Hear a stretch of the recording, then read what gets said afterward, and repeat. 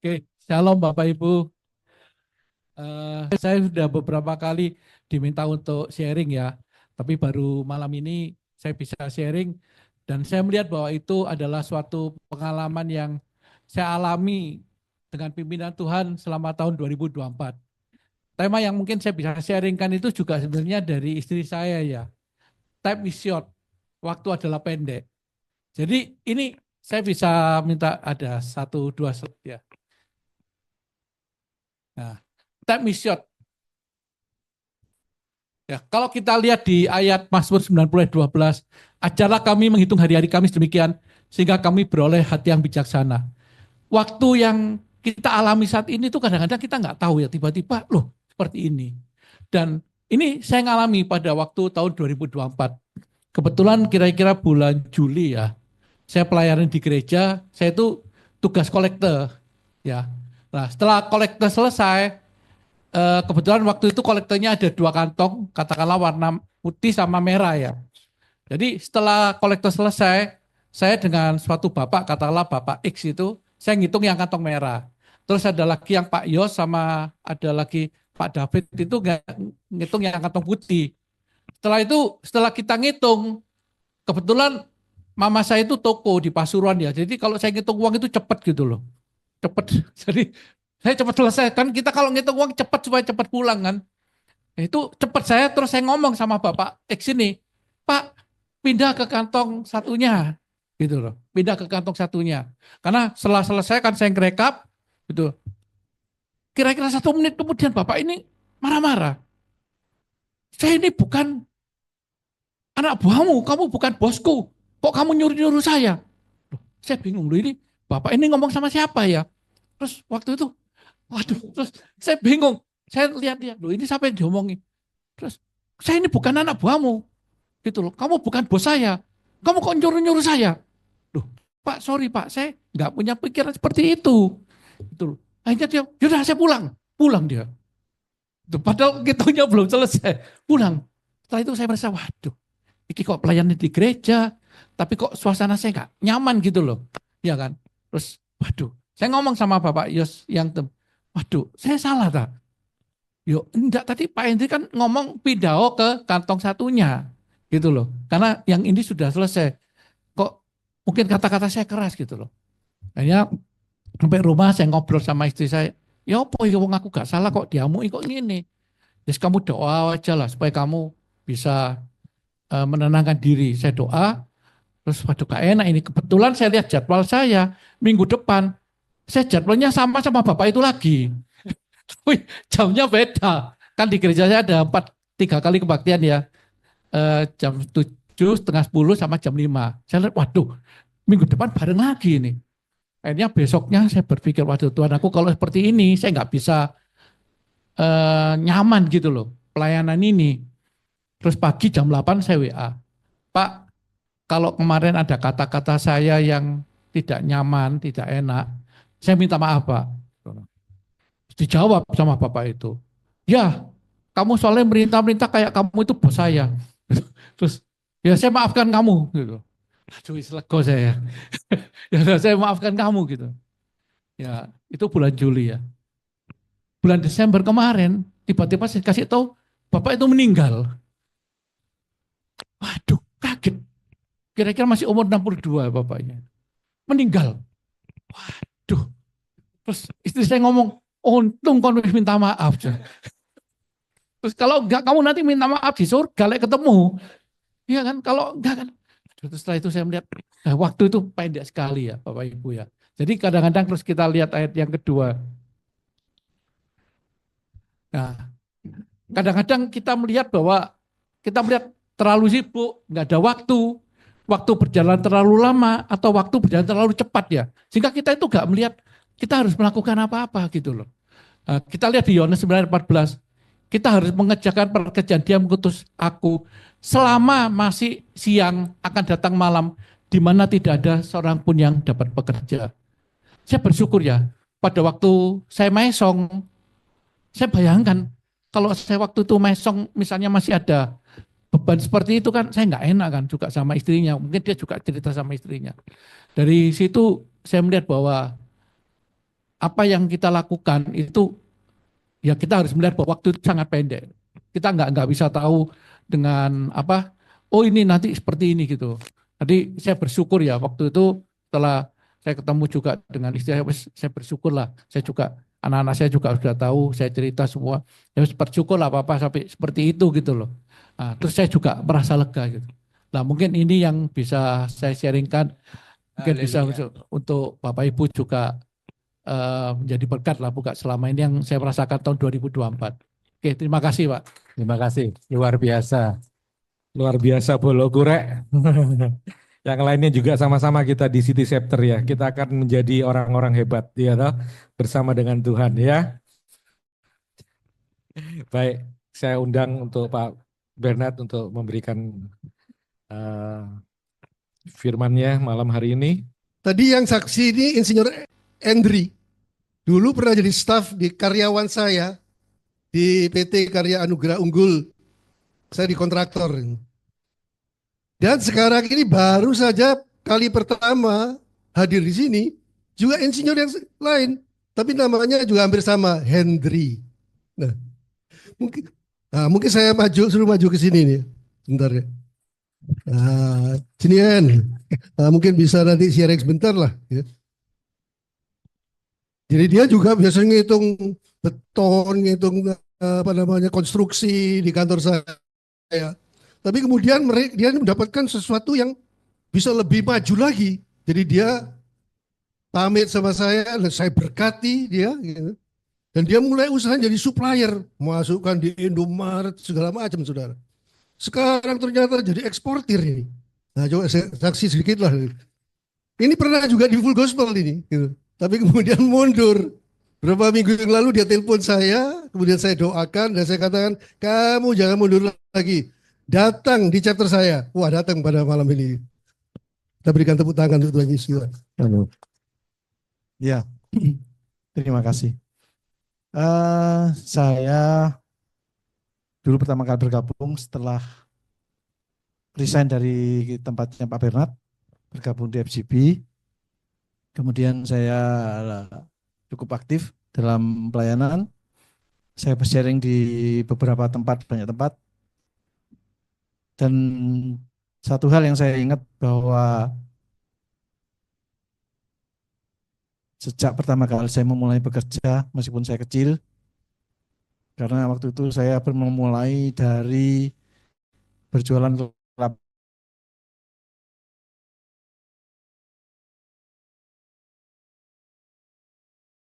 Aku tidak pernah membayangkan akan menjadi seperti sekarang, sama sekali tidak terbayang. Dan kebetulan yang beli kelapa kopior saya itu adalah manajer purchasing Gelail waktu itu.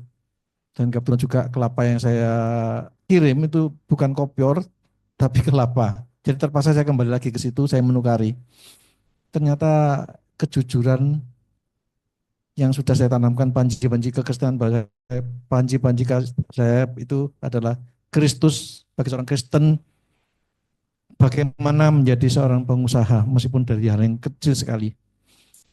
Dia bertanya kepada saya, si manajer, apakah kamu mau mensuplai kelapa kopior kamu ke Gilail? Saya katakan saya tidak sanggup untuk dititipkan. Karena waktu itu kebetulan saya sudah diterima di Sanggrandi es krim, pabrik es krim, dan saya jadi suppliernya waktu itu. Saya tidak sanggup untuk memenuhinya. Kemudian dia bertanya lagi, kamu jualan apa lagi? Saya cuma ngomong, saya jualan gula. Jualan gula mungkin Bapak Ibu bayangkan banyak, tidak. 100 kilogram gula, 1 kuintal itu 1 bulan tidak habis. Tidak habis. Ya bayangkan juga itu satu hal yang saya percaya bahwa kejujuran itu di atas segalanya. Si manajer ini menanyakan, Gelail tidak ada hari yang absen dari komplain para customer ya, terutama ekspatriat ya, orang-orang asing. Karena mereka peka sekali dengan berat barangnya. Jadi yang seharusnya 1000 gram dikurangi kadang 20 gram, dikurangi 15, kadang 25 gram. Jadi itu yang terjadi. Dia cerita ke saya langsung waktu itu, apakah kamu sanggup? Dicoba aja Bu. Saya katakan coba aja. Saya ini orang Kristen. Saya yang mengatakan begitu. Saya tidak peduli dia orang Kristen atau bukan, saya mengatakan saya ini orang Kristen. Kemudian dicoba, tangan saya sendiri yang membungkus setelah pulang kerja waktu itu. Bersama istri berdua, bungkus gula. 1 minggu dicoba, loh kok tidak ada absen, tidak ada lagi orang-orang apa yang komplain. 1 bulan betul-betul bersih. Nah, ini supplier yang luar biasa. Karena ordernya sore, pagi sudah sampai di depan pintu sebelum kantor buka. Jadi bisa dikatakan supplier instan. Kemudian saya dipanggil ke kantornya GLL untuk mensuplai barang-barang yang lain. Saya katakan, saya tidak ngerti. Nah, bayangkan, saya ngertinya kan besi, kerikil, semen, itu bidang saya. Nah, kalau saya dikatakan, kamu bisa ngirim apa suplai saya, oyster sauce. Oh, oyster sauce tidak ngerti saya. Benar, saya betul-betul tidak ngerti waktu itu. Dan saya jujur, saya katakan saya tolak, karena saya tidak mengerti. Bulan kedua saya dipanggil lagi, karena 2 bulan saya clear, tidak ada komplain. Tetap saya jawab, saya tidak bisa. Bulan ketiga saya panggil lagi sama si pimpinan GLL. Saya suruh duduk di meja komputernya dia, suruh lihat di komputernya dia, barangnya ini, daftar barangnya, kamu tak printkan pabriknya di mana, harga beli saya berapa, kamu bawa pulang. Enggak tahu kamu mau nerima tawaran saya apa enggak yang terakhir. Saya bingung waktu itu. Karena saya semuanya tidak mengerti. Tapi saya mencoba menjalani. Saya tanya, Tuhan, ini apakah ini jalanmu? Kemudian saya tanya ke restoran-restoran yang kenalan saya tanya, oh di daerah Pabean.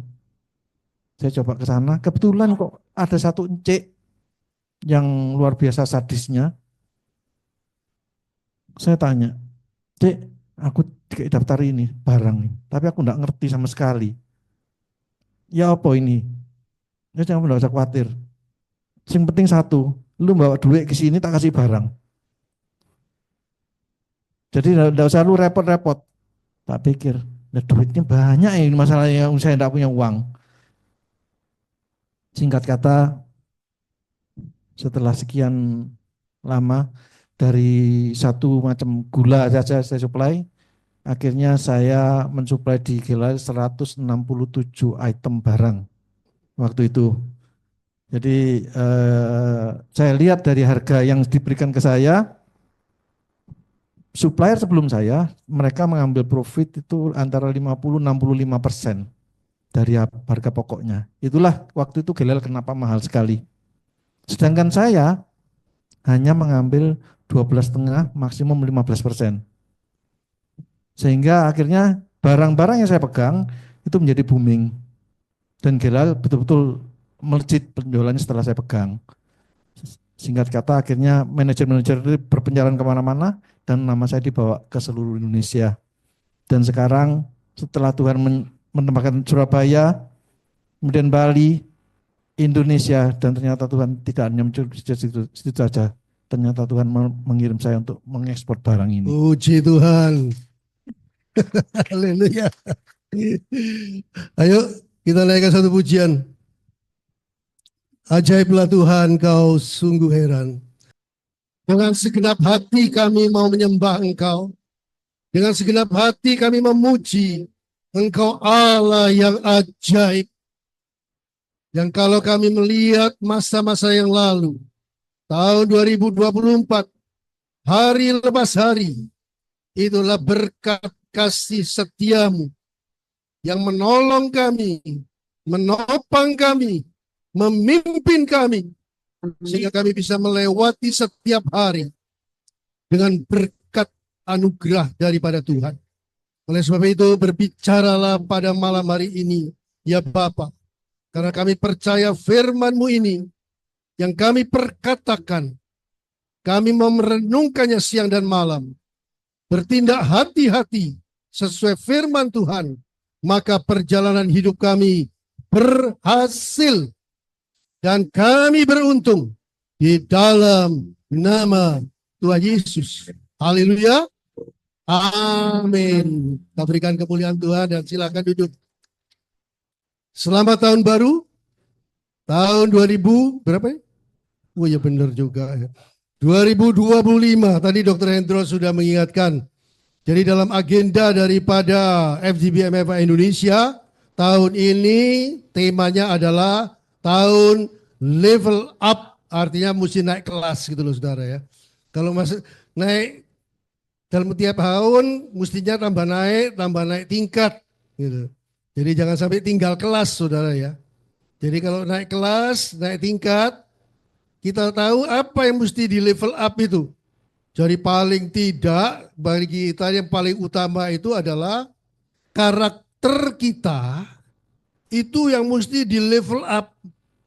Jadi kita harus lihat bukan kesuksesan secara materi. Itu ya penting, tapi itu adalah fasilitas.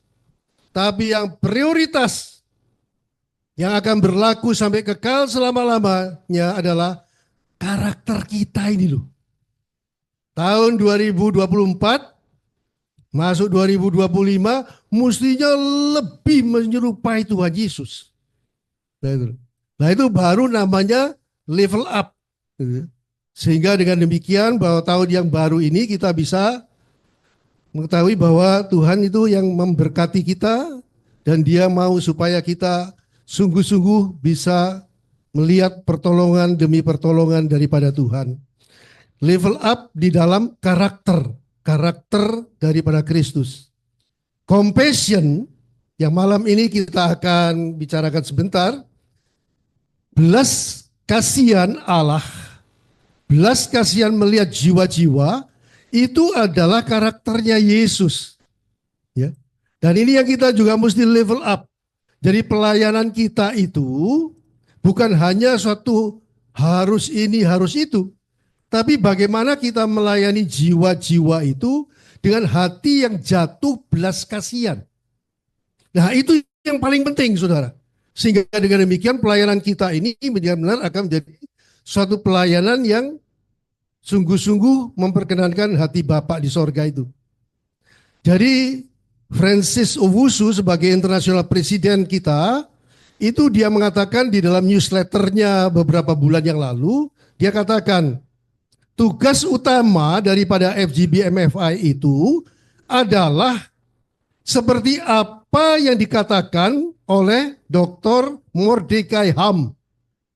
Ini seorang hamba Tuhan di Amerika, dia seorang hamba Tuhan gereja baptis, di mana melalui KKR-KKR-nya itu, salah satunya itu Billy Graham, saudara. Bisa bertobat dan menerima Tuhan Yesus. Nah, Dr. Mordecai Ham ini, tahun 1955 itu, dia datangi Demos Syakarian, tidak kenal saudara. Dia minta ketemu, dan dia katakan pada Demos, aku ini lebih tahu FGB MFI daripada kamu. Loh, kaget di Demos ini. Loh, ini kan 1955. Padahal visinya full gospel itu kan 1952. Kok ini bisa lebih tahu tuh gimana? Terus gimana caranya kamu lebih tahu? Dia katakan begitu. Saya ini banyak berdoa. Nah itu loh saudara. Kita harus dalam tahun yang akan datang lebih banyak berdoa. Sehingga hikmat Allah itu diberikan. Dan di dalam doa saya, dia katakan, Tuhan itu berbicara bahwa Full Gospel Businessman Fellowship International ini akan dipakai sebagai instrumennya Tuhan untuk layman movement. Kita ini layman movement. Kita ini suatu kegerakan, saudara. Kaum awam, bukan kaum pendeta, bukan, saudara. Di mana kita ini bergerak, kita bersaksi, kita mendoakan, kita membagi majalah Voice, itu kegerakan. Tapi dia akan lama, akan makin besar, dan seperti dikatakan oleh Mordecai Ham, ini akan menjadi suatu kegerakan akhir zaman. Akan menjadikan suatu layman movement, kegerakan orang awam yang membawa tuaian besar jiwa-jiwa. Sebelum kedatangan Tuhan Yesus yang kedua kalinya itu. Wah, saudara, jadi ini luar biasa kita dengan man to man ministry ini. Oleh sebab itu, saya harap kita sungguh-sungguh, saudara. Ketika kita ada di dalam pekerjaan kita mendoakan orang, dan kalau boleh kita membawa mereka ke full gospel ini, sehingga dengan demikian kita bisa melihat bagaimana mereka itu menerima Yesus sebagai Tuhan dan Juru Selamat, kemudian bertobat. Tapi dikatakan oleh Francis bahwa bukan hanya bertobat, dikatakan. Yang diperlukan ini bukan hanya jadi orang baru, manusia baru. Itu ya bagus. Karena itu memang targetnya.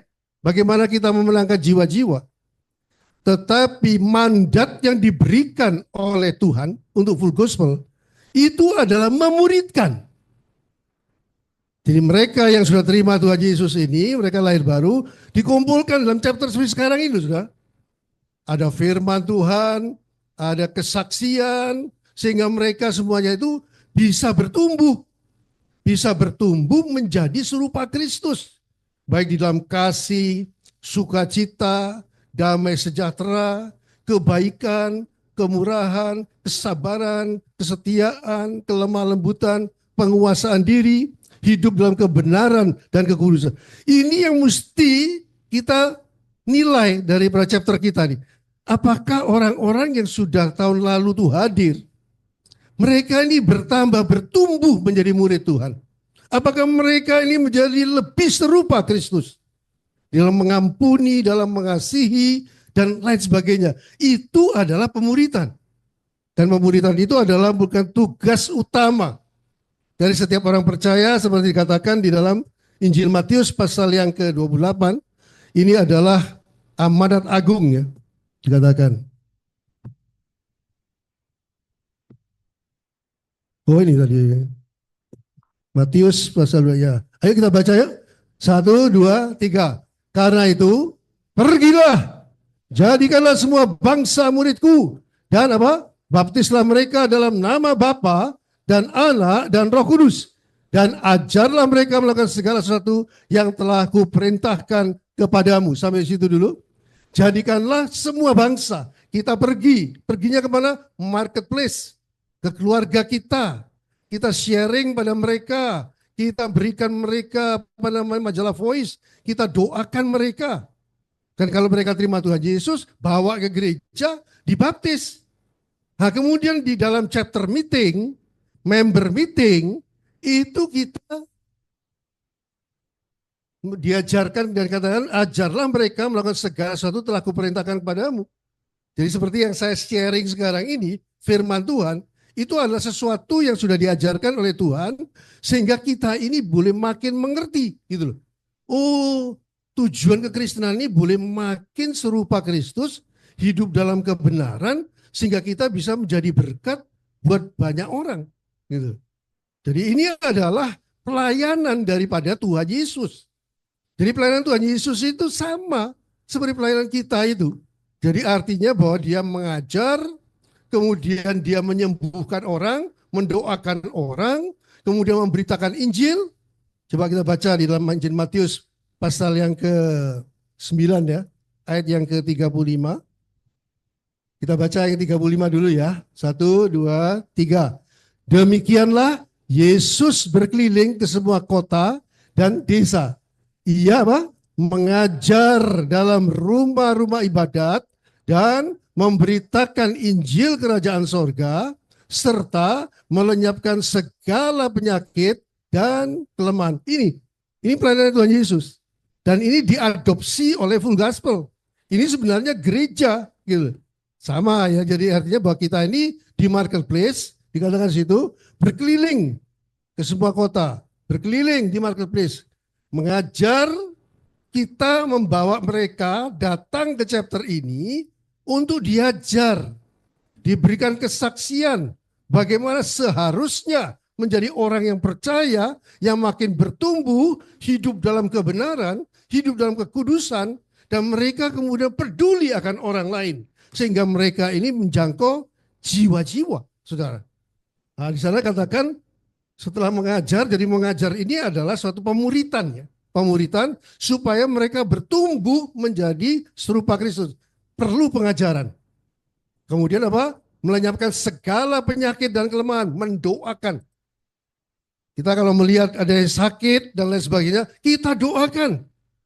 Kita kemudian memberikan kesaksian-kesaksian dan lain sebagainya.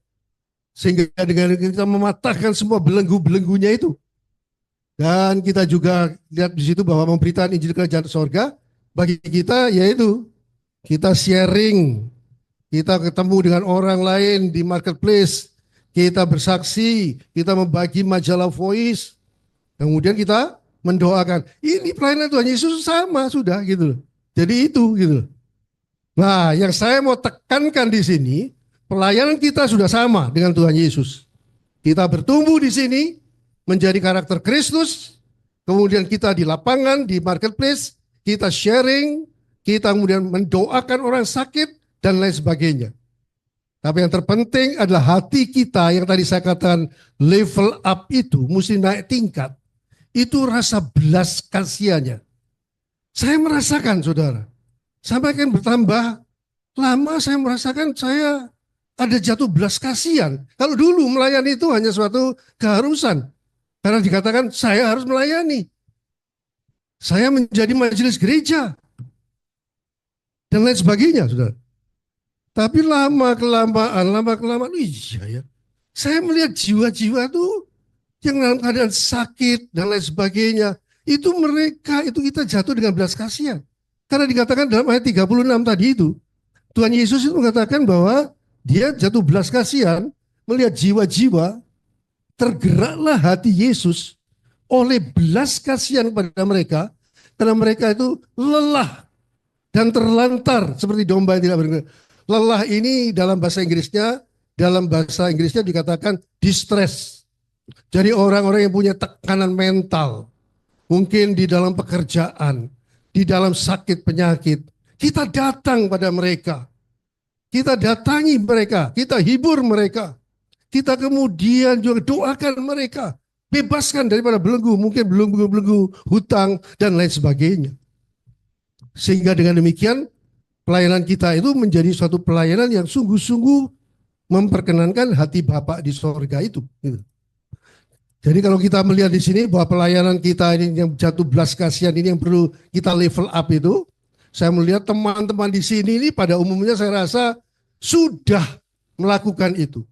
Dr. Hendro, Pak Ayung, semua, Pak Alex, Pak, semua yang ada di sini itu sudah, Andreas, itu semuanya sudah, kan kita sudah dilatih sebenarnya. Kita kan malam ini kan cuma merimain loh, kita cuma mengingatkan kembali bahwa pelayanan itu harus jatuh belas kasihan. Kalau kita mendengar misalnya salah satu di antara kita ini lagi dalam keadaan susah dan sebagainya, apa yang harus kita lakukan? Paling tidak kita menelpon lah gitu. Paling kita mendoakan lah. Dan kalau ada hal-hal yang perlu ditambahkan di situ ya kita tanya Tuhan apa yang perlu kita tambahkan dalam pelayanan kita itu. Saya teringat dengan Pak Alex ketika di dalam Christmas Drive, dia katakan pada waktu itu pada saya dan beberapa teman yang, Pak Bernard, ini Pak Wahyudi ini, saya barusan doakan Pak Wahyudi. Saudara tahu ya Pak Wahyudi ya? Itu dia lagi menghadapi masalah yang besar. Karena sebagai notaris itu kemudian dua kliennya itu sertifikatnya itu dipegang oleh notaris, dipegang oleh Pak Wahyudi. Nah ini saling tidak terima. Dan salah satunya ini melaporkan ke Barreskrim yang ada di Jakarta. Jadilah Pak Wahyudi ditangkap, saudara. Dimasukkan di Mabes, ditahanan di sana 20 hari. Wah, saya dengar ceritanya itu, tapi saya lihat bagaimana Pak Wahyudi itu begitu kuat, saudara. Kemudian Pak Alex ini, saya sudah mendatangi Pak. Belum datangi di mana? Iya, karena ternyata mendapatkan suatu penangguhan hukuman karena lagi sakit, rupanya di dalam dalam tahanan itu, kemudian dia begitu sakit, kemudian diizinkan untuk pulang ke Surabaya, dirawat di rumah sakit. Jadi Pak Alex itu datang ke sana mendoakan. Waduh, saya lihat Pak Alex kayak gitu itu, saya juga jatuh belas kasihan ini. Waduh, iya. Bahwa ternyata bahwa kita ini tanggap juga gitu Pak Alex itu. Jadi begitu tahu langsung didatangi di rumah sakit, didoakan. Kemudian besok paginya saya juga telepon Pak Wahyudi, saya tanya, tapi saya puji Tuhan, Pak Wahyudi ini kuat saudara, dia sungguh-sungguh firman Tuhan itu makin berakar di dalam dia. Dan kemudian saya katakan pada dia, saya berikan dia satu video tentang bahwa tidak ada barang yang mustahil bagi Allah. Bahkan saya katakan ini kan ada di Jakarta ini. Pak Wahyudi sudah punya pengacara. Oh iya, saya mesti pakai pengacara di Jakarta. Tapi cobalah saya teleponkan Pak John Thompson. Pak John Thompson.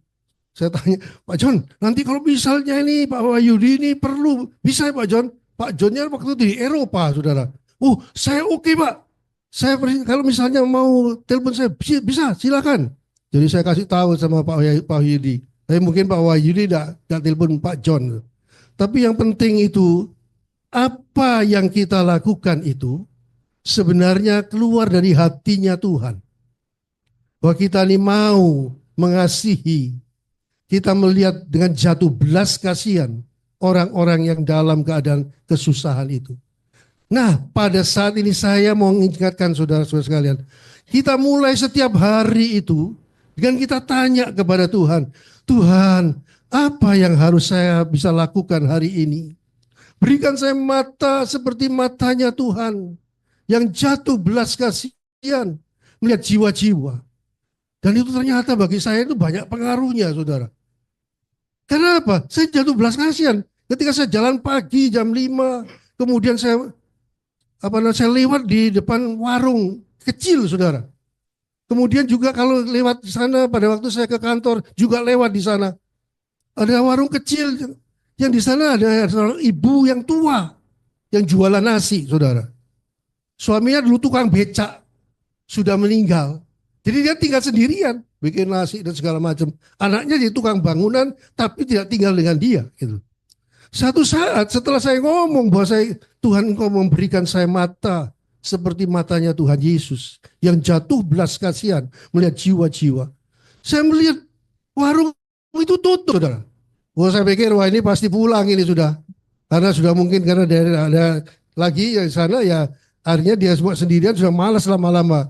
Kemudian dia pulang ke desanya. Ini hampir 1 bulan, saudara.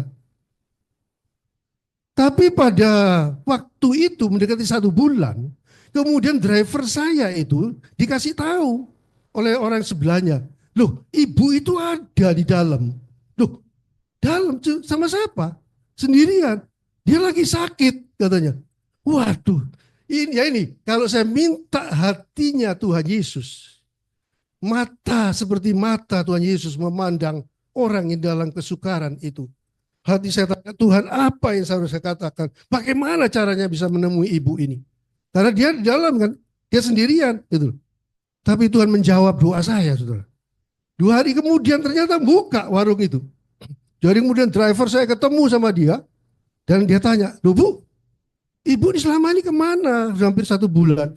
Saya masuk rumah sakit Pak. Masuk rumah sakit. Saya kena penyakit lambung, katanya begitu.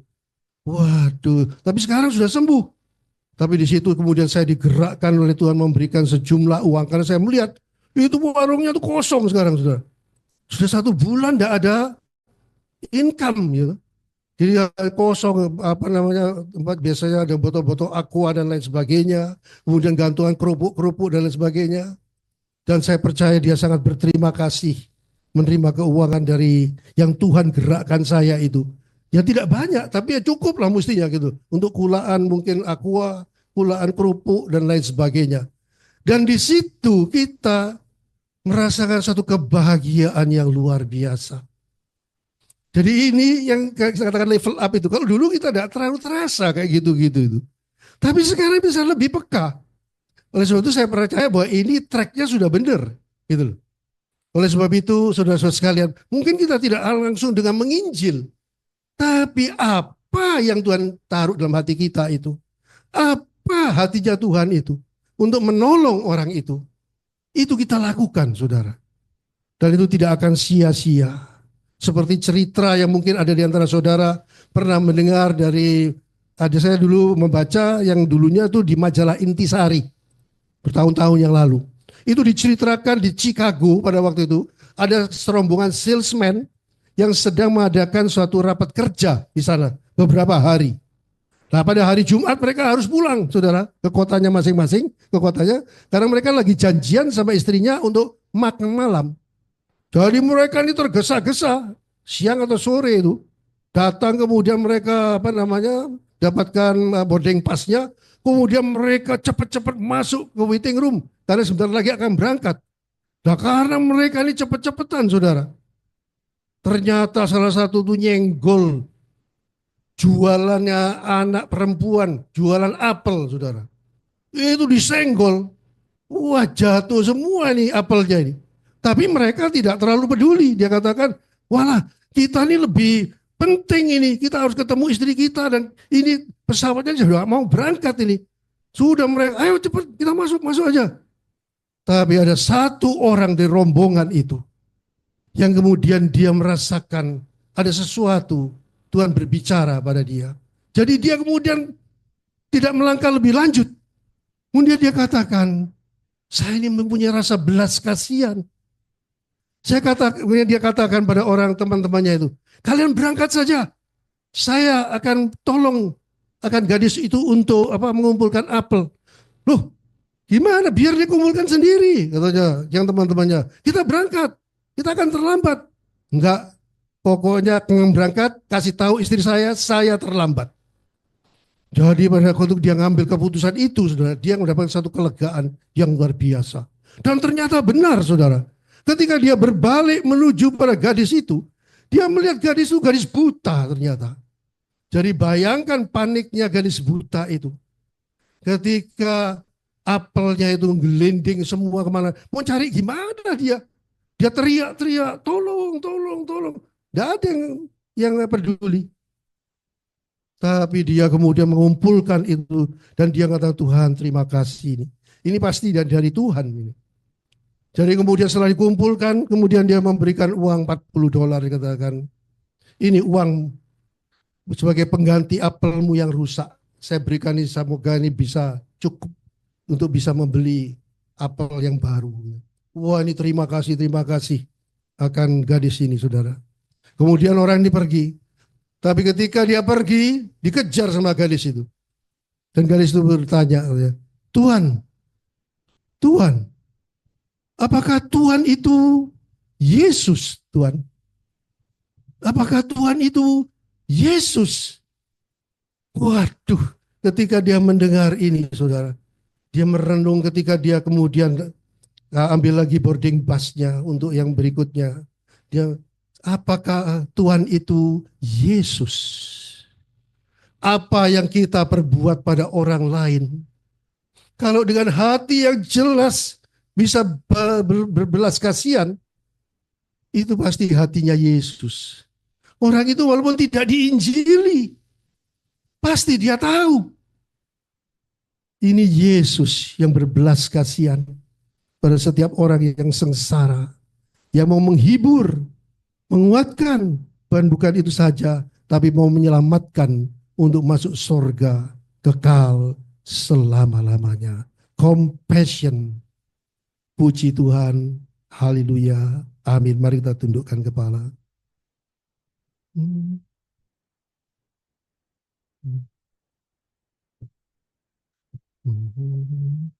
Mengasihi lebih sungguh.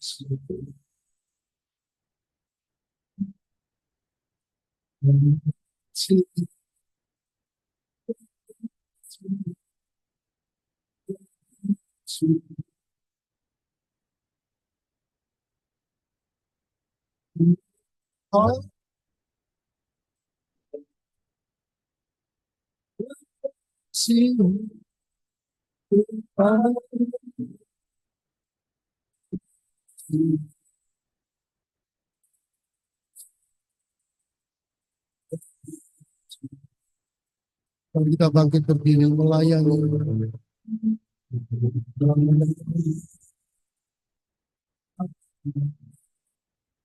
Lebih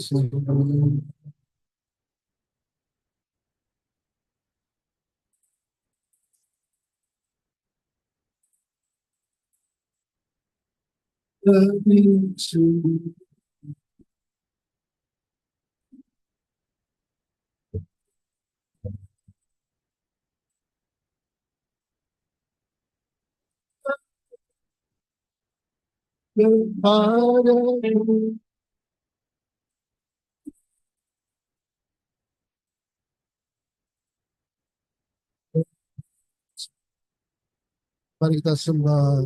Haleluya. Haleluya. Haleluya.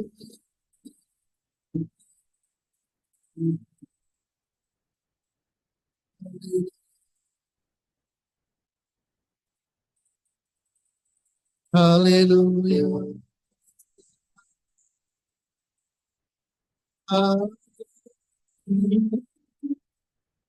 Haleluya. Target yang Tuhan berikan itu adalah jiwa. Jiwa-jiwa yang ada di sekitar kita. Untuk mereka yang dalam keadaan distres, yang dalam keadaan lelah, seperti domba yang tidak bergembala. Dan Tuhan Yesus jatuh belas kasihan melihat mereka. Dan seperti Tuhan Yesus jatuh belas kasihan melihat mereka, malam ini Tuhan, berikan hati yang jatuh belas kasihan. Hatinya Tuhan Yesus di dalam hati kami. Terima saudara. Berikan kami hatimu Tuhan Yesus. Hati yang jatuh belas kasihan melihat jiwa-jiwa yang distres, yang lelah, seperti domba tidak bergembala. Mungkin kami belum sempat memberitakan Injil, tapi biar apa yang kita lakukan untuk mereka, menolong mereka, membuat mereka dicelikkan bahwa ini adalah Yesus.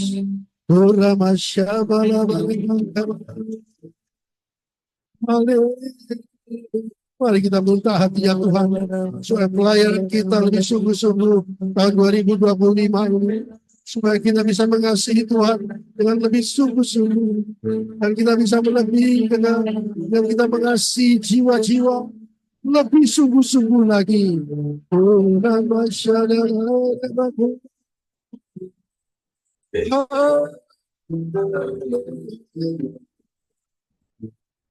Haleluya.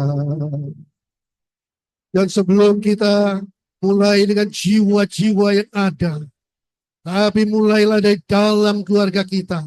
Ayo pasangan suami istri, kau menambah level up untuk boleh saling mengasihi. Level up untuk boleh saling berkorban satu dengan yang lain. Ayo cari pasanganmu, suami istri. Dan kita mau katakan bersama-sama, janji di hadapan Tuhan, tahun 2025 ini mau level up. Untuk bisa mengasihi lebih sungguh.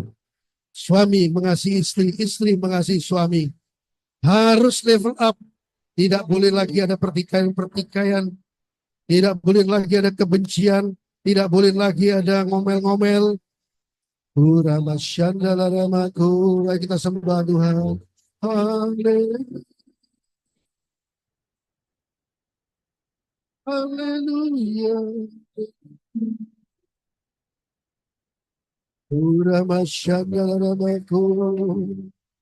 Haleluya.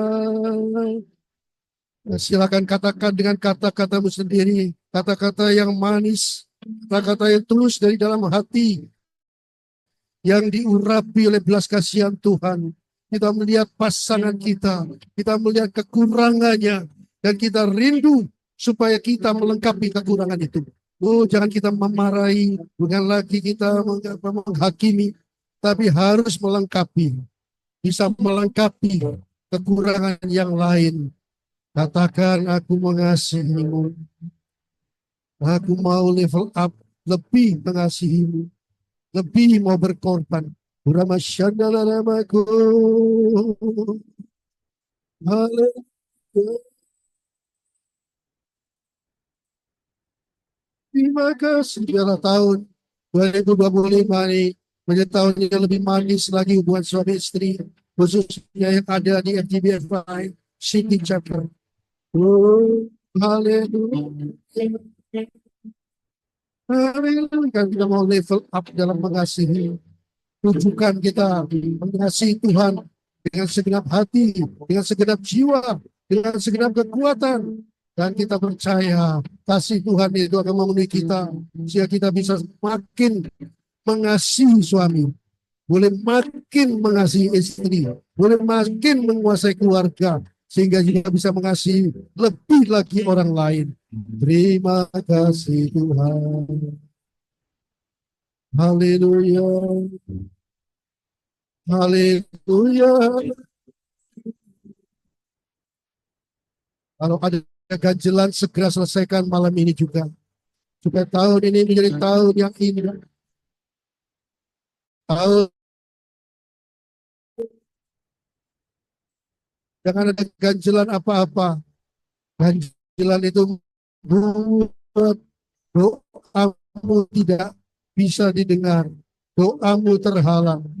Uramasyara, selesaikan malam ini, selesaikan malam ini. Lima kalau ada salah, segera maaf dan janji tidak mengulangi lagi. Dengan pertolongan Roh Kudus pasti bisa. Haleluya.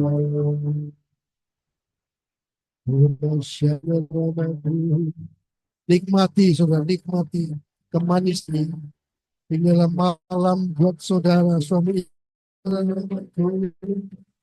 supaya bisa lanjut dalam tahun ini untuk lebih lagi kemanisan dan keindahannya. Terima kasih Tuhan. Mengasihi lebih sungguh dari katakan sih mengasihi lebih istri tujuh suami, kasihi lebih sungguh, mengasihi lebih sungguh.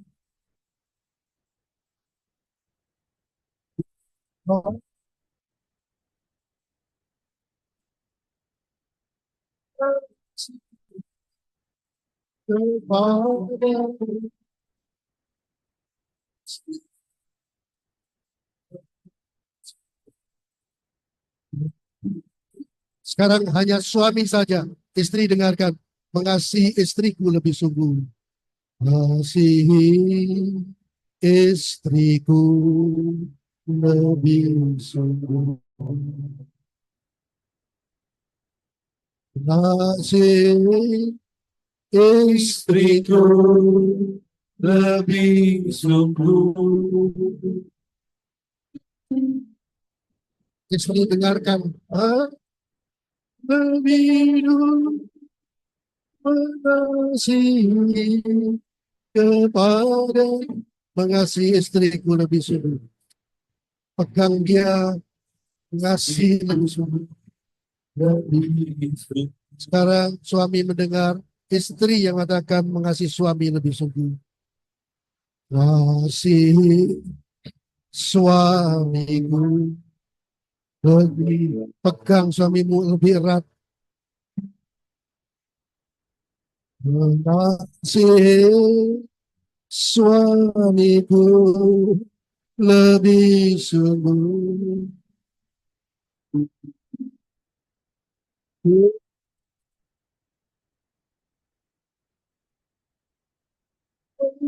Kasih kepadaku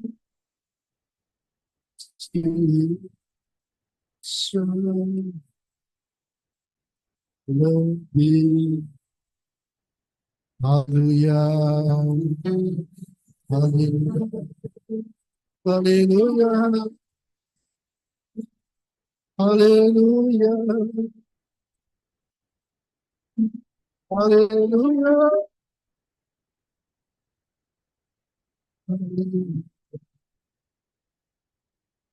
Bapa di sorga, betapa indahnya malam hari ini untuk mendengar pekak pengakuan masing-masing yang keluar dari hati yang terdalam, bahwa mereka digerakkan oleh belas kasihan Allah, belas kasihan Tuhan Yesus, sehingga mereka mau mengasihi istri lebih sungguh-sungguh lagi, sehingga mau mengasihi suami lebih sungguh-sungguh lagi, karena dasarnya mereka mau mengasihi Tuhan sebagai fokus kehidupan mereka dan kehidupan kami.